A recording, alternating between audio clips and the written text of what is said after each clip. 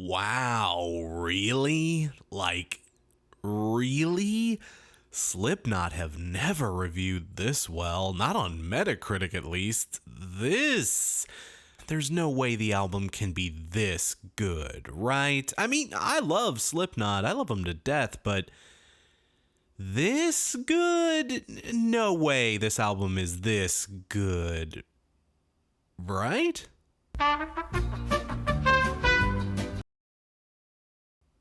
Well, I'll be damned.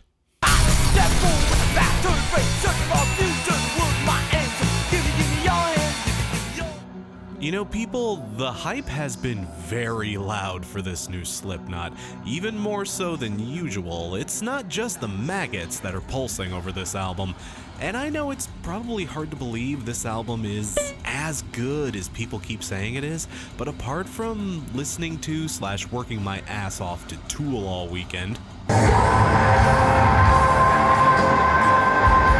have gotten a lot of spins with this particular album as well, and you know what? I'm just gonna say it, people.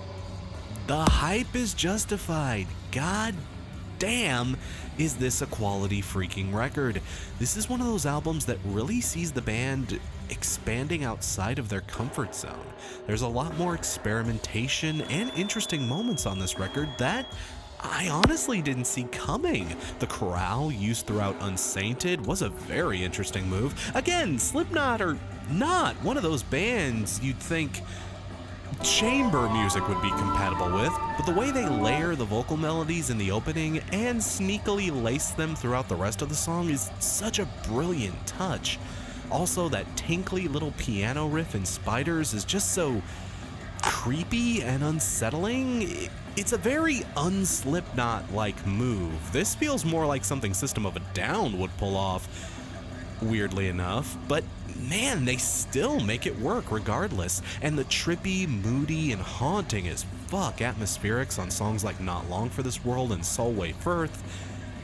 You know, not that Slipknot haven't dabbled in this before, but I've never seen them execute these maneuvers so goddamn effectively.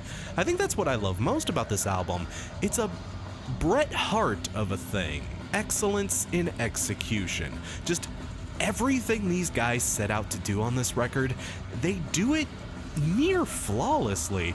Like, I talk about how experimental this album is, but also, make no mistake, people, this thing is an absolute slam on top of all of that. Even most of the songs that see the band reaching outside of their comfort zone are all still built on a strong foundation of...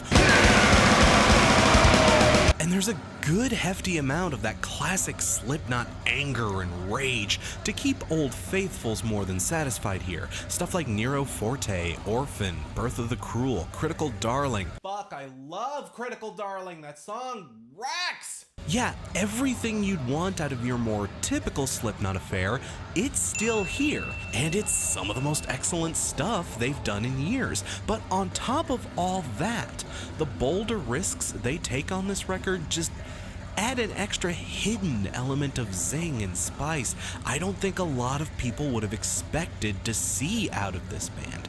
It's like ordering French fries and finding an entire goddamn chicken nugget in your box. I'm sorry if you wanted me to be that lone contrarian who validated your own distastes towards this album. If you happen to be like one of the 12 people who doesn't love this thing, but people, I don't know what to tell you. This album is really very damn good. Good on Slipknot standards, good even outside of Slipknot standards. This is just a fine as hell metal record, man. I can still throw you a little bone though. I mean, I wouldn't be doing my job if I didn't, I guess. It has a fair amount of, and if you've seen enough of my reviews, you knew I was going to mention these, instrumental interludes, but you know, even then, like, they aren't that bad.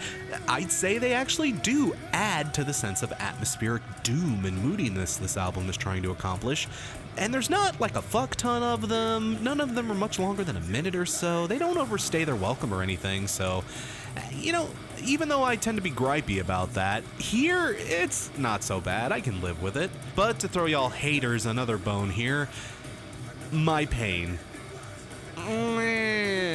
I'm sorry, this is just not a very good song. It seems like a Frankenstein's monster of a bunch of other song ideas they probably had during the writing process, all stitched together without much of a coherent theme or purpose. It's just kind of an experimental mess of a track. But again, you know, even stuff like this doesn't bother me so much. Even though I'm not necessarily in love with a song like My Pain, it shows that the band is willing to try something new and just toss themselves outside of their comfort zone and just see what happens with it.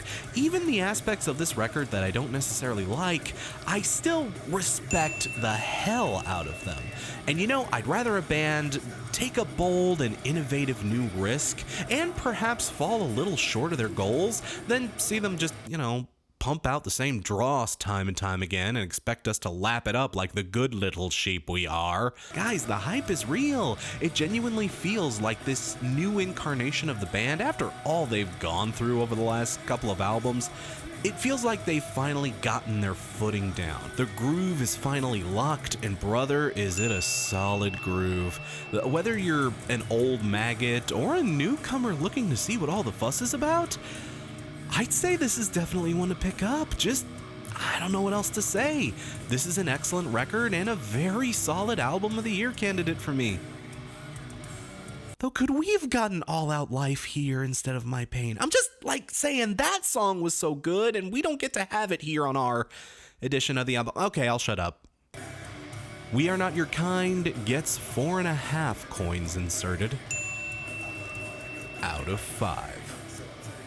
Simple special thanks to Keller Oram, Moon Madison, and Brandon Brownfield.